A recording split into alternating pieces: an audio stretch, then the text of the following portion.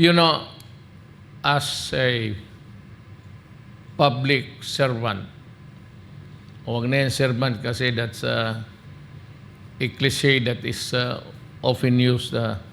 Sometimes it's a disparage na ano na lang, a government worker.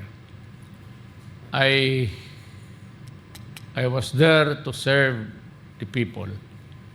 And as a retired government worker, I still have that duty to serve the people kung kaya ko.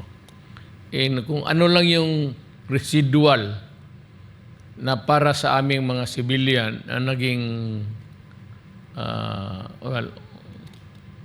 mga opisyal sa gobyerno. Whatever that kung maabot ko lang kung ano, yun lang maitulong ko.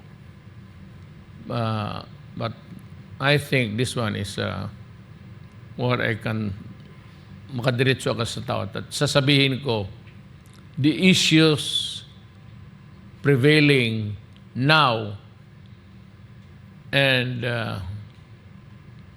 it behooves upon me to explain to the people kung ano itong mga issues na ito